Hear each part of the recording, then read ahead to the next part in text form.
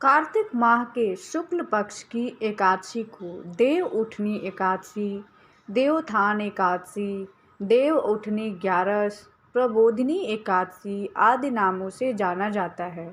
इस दिन श्री हरि विष्णु निद्रा से जागते हैं। एक राजा के राज्य में सभी लोग एकादशी का व्रत रखते थे। प्रजा तथा नौकर चाकरों से लेकर पशुओं तक को एकादशी के दिन अन्न नहीं दिया जाता था। एक दिन किसी दूसरे राज्य का एक व्यक्ति राजा के पास आकर बोला, महाराज कृपया करके मुझे नौकरी पर रख ले। तब राजा ने उसके सामने एक शर्त रखी कि ठीक है रख लेते हैं, किंतु रोज़ तो तुम्हें खाने को सब कुछ मिलेगा, पर एकादशी को अन्न नहीं मिलेगा। उस व्यक्ति ने उस समय हाँ कर ली, पर एकादशी के दिन जब उसे फलाहार का सामान दिया गया तो वह राजा के सामने जाकर गिड़गिड़ाने लगा, महाराज इससे मेरा पेट नहीं भरेगा, मैं भूखा ही मर जाऊंगा, मुझे अन्न दे।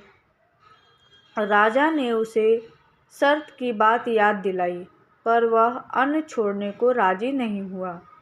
तब राजा ने उसे आटा, दाल, चावल आदि दिया। वह नित्य की तरह नदी पर पहुंचा और स्नान कर भोजन पकाने लगा। जब भोजन बन गया तो वह भगवान को बुलाने लगा, आओ भगवान भोजन तैयार है। उसके बुलाने पर पीताम्बर धारण किए भगवान चतुर्भुज रूप में आ पहुँचे तथा प्रेम से उसके साथ भोजन करने लगे। भोजन आदि करके भगवान अंतर्ध्यान हो गए तथा वह अपने काम पर चला गया।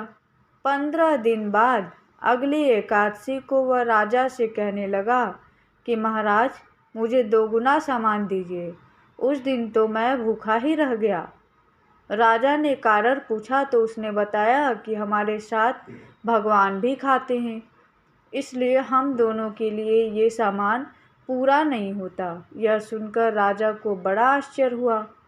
वह बोला, मैं नहीं मान सकता कि भगवान तुम्हारे साथ खाते हैं। मैं तो इतना व्रत रखता हूँ, पूजा करता हूँ, पर भगवान ने मुझे कभी दर्शन नहीं दिए। राजा की बात सुनकर वह बोला, महाराज यदि विश्वास न हो तो साथ चलकर देख ले। राजा एक पेड़ के पीछे छिपकर बैठ गया। उस व्यक्ति ने भोजन बनाया तथा भगवान को शाम तक पुकारता रहा, परंतु भगवान न आए। अंत में उसने कहा, हे भगवान यदि आप नहीं आए तो मैं नदी में कूदकर प्राण त्याग दूंगा। लेकिन भगवान नहीं आए। तब वह प्राण त्यागने के उद्देश्य से नदी की तरफ बढ़ा। प्राण त्यागने का उसका दृढ़ इरादा जान शीघ्र ही भगवान ने प्रकट होकर उसे रोक लिया और साथ बैठकर भोजन करने लगे। खा पीकर वे उसे अपने विमान में बिठाकर अपने धाम ले गए। यह देख राजा ने सोचा कि व्रत उपवास से तब तक कोई फायदा नहीं जब तक मन शुद्ध न हो। इसे राजा को ज्ञान मिला, वह भी मन से व्रत उपवास करने लगा और अंत में स्वर्ग को प्राप्त हुआ। एक राजा था, उसके राज्य में प्रजा सुखी थी। एकादशी को कोई भी अन्न नहीं बेचता था, सभी फलाहार करते थे। एक बार भगवान ने राजा की परीक्षा लेनी चाहिए। भगवान ने एक सुंदरी का रूप धारण किया तथा सड़क पर बैठ गए। तभी राजा उधर से निकला और सुंदरी को देख चकित रह गया। उसने पूछा, हे सुंदरी तुम कौन हो और इस तरह यहाँ क्यों बैठी हो? तब सुंदर स्त्री बने भगवान बोले, मैं निराश्रित हूँ, नगर में मेरा कोई जानना पहचानना नहीं है, किससे सहायता मांगूं? राजा उसके रूप पर मोहित हो गया। वह बोला, तुम मेरे महल में चलकर मेरी रानी बनकर रहो। सुंदरी बोली, मैं तुम्हारी बात मानूंगी, पर तुम्हें राज्य का अधिकार मुझे सौंपना होगा। राज्य पर मेरा पूर्ण अधिकार होगा, मैं जो भी बनाऊंगी तुम्हें खाना होगा। राजा उसके रूप पर मोहित था, अतः उसने उसकी सभी शर्तें स्वीकार कर ली। अगले दिन एकादशी थी। रानी ने हुक्म दिया कि बाजारों में अन्य दिनों की तरह अन्न बेचा जाए। उसने घर में मांस, मछली आदि पकवाए तथा परोस कर राजा से खाने के लिए कहा। यह देख राजा बोला, रानी, आज एकादशी है, मैं तो केवल फलाहार ही करूँगा।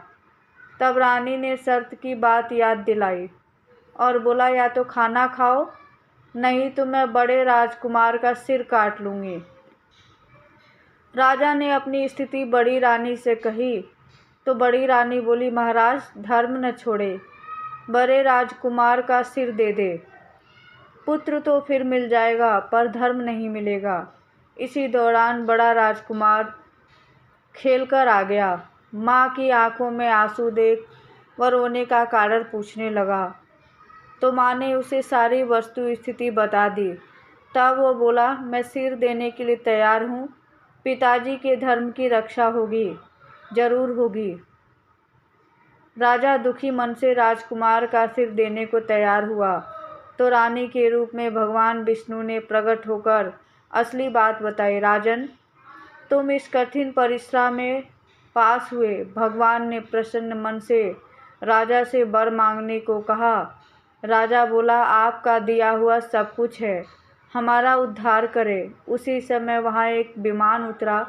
राजा ने अपना राज्य पुत्र को सौंप दिया और विमान में बैठकर परम धाम को चला गया।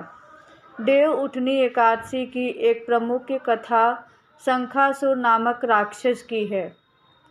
शंखासुर ने तीनों लोकों में बहुत ही उत्पात मचाया हुआ था। तब सभी देवताओं के आग्रह करने पर भगवान विष्णु ने उस राक्षस से युद्ध किया और यह युद्ध कई वर्षों तक चला। युद्ध में वह असुर मारा गया और इसके बाद भगवान विष्णु विश्राम करने चले गए।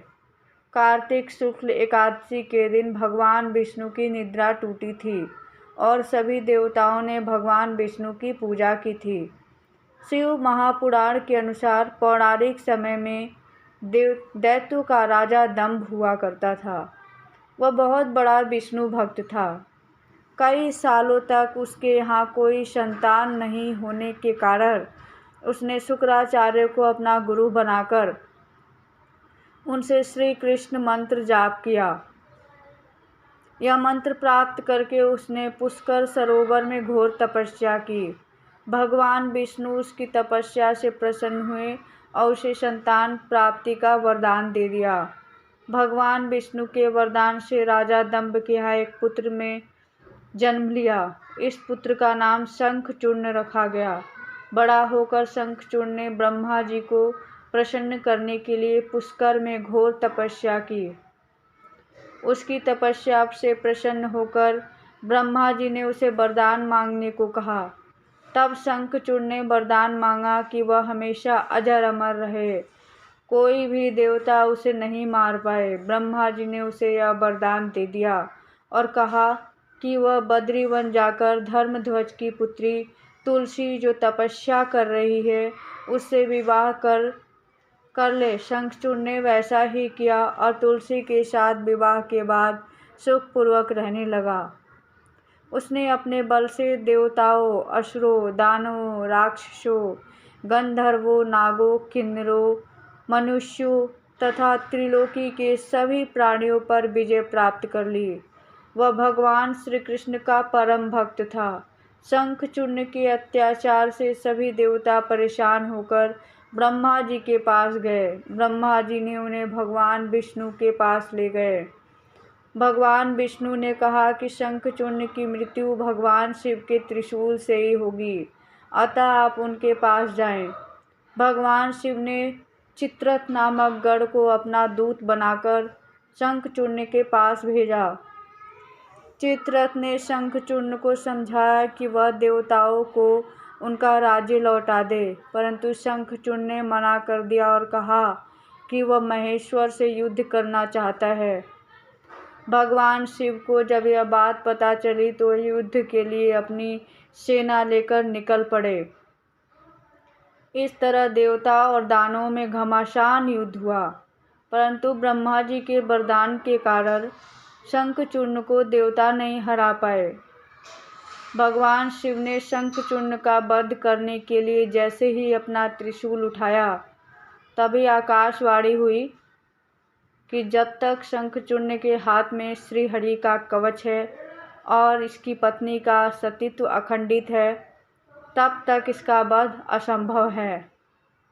आकाशवाणी सुन भगवान विष्णु वृद्ध ब्राह्मण का रूप धारण कर शंखचूर्ण के पास गए और उसे श्री हरि का कवच दान में मांग लिया। शंखचूर्ण ने वह कवच बिना किसी संकोच के दान कर दिया। उसके बाद भगवान विष्णु शंखचूर्ण का रूप बनाकर तुलसी के पास गए। शंखचूर्ण रूपी भगवान विष्णु ने तुलसी के महल के द्वार पर जाकर अपनी विजय होने की सूचना दी। यह सुनकर तुलसी बहुत प्रसन्न हुई और पति रूप में आए भगवान का पूजन किया व रमण किया। ऐसा करते ही तुलसी का सतीत्व खंडित हो गया और भगवान शिव ने युद्ध में अपने त्रिशूल से शंखचूर्ण का वध कर दिया। तब तुलसी को पता चला कि वे उसके पति नहीं बल्कि वे तो भगवान विष्णु हैं। क्रोध में आकर तुलसी ने कहा कि आपने छल पूर्वक मेरा धर्म भ्रष्ट किया है और मेरे पति को मार डाला, अतः मैं आपको शाप देती हूँ कि आप पाषाण होकर धरती पर रहें। तब भगवान विष्णु ने कहा, देवी तुम मेरे लिए भारतवर्ष में रहकर बहुत दिनों तक तपस्या कर चुकी हो। तुम्हारा यह शरीर नदी रूप में बदलकर गंडकी नामक नदी के रूप में प्रसिद्ध होगा। तुम पुष्पों में श्रेष्ठ तुलसी का वृक्ष बन जाओगी और सदा मेरे साथ रहोगी। तुम्हारे श्राप को सत्य करने के लिए मैं पाषाण शालिग्राम बनकर रहूँगा। गंडकी नदी के तट पर मेरा वास होगा। देव प्रबोधिनी एकादशी के दिन भगवान शालिग्राम व तुलसी का विवाह संपन्न कर मांगलिक कार्यों का प्रारंभ किया जाता है। हिंदू धर्म मान्यताओं के अनुसार इस दिन तुलसी और शालिग्राम विवाह करने से अपार पुण्य की प्राप्ति होती है।